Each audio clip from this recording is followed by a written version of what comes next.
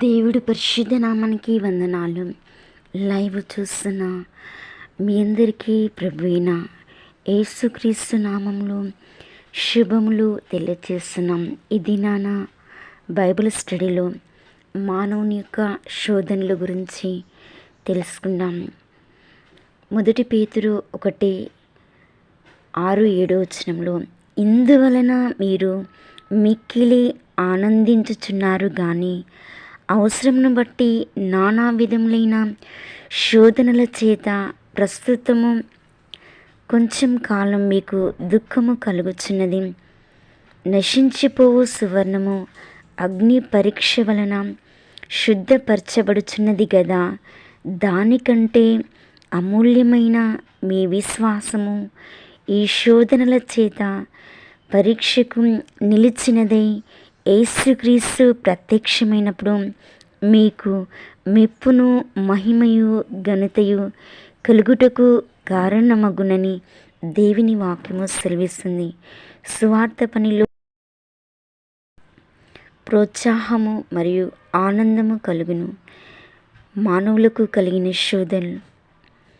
పాపంలో చచ్చిన వారు ఎఫెసీ 2:1, కొలస్సీ 2:13-15, దేవునికి విరోధులు రోమా 8:7,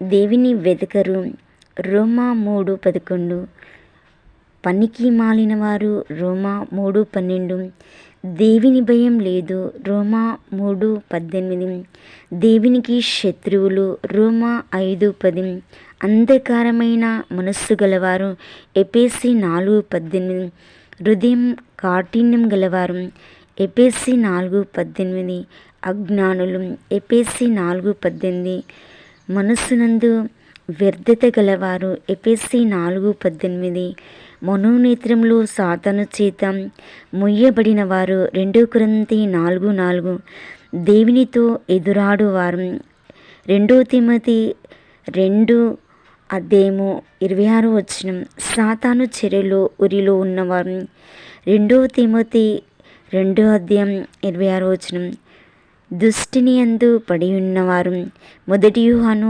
5:19, మొదలైన వారందరూ మానవులు. సిలువను గూర్చిన వార్త నశించుచున్న వానికి వెర్రితనము అని 1 కొరింథీ 1:18 వ్రాయబడి ఉంది. పైన తెలుపబడిన మనుషులకు మనము స్వార్థ చెప్పుటకు మనకు శక్తి సామర్థ్యము కావాలి. మనుషులకు స్వార్థ విజయవంతంగా మనలాంటి సామాన్య మానవులము ఎలా చెప్పగలము, ప్రభువునొద్దకు ఎలా నడిపించగలము, మన స్వార్థ ఫలిస్తుందనే ధైర్యము మనకెక్కడి నుండి వస్తుంది? దీనికి జవాబు సర్వభౌమాధికారమే.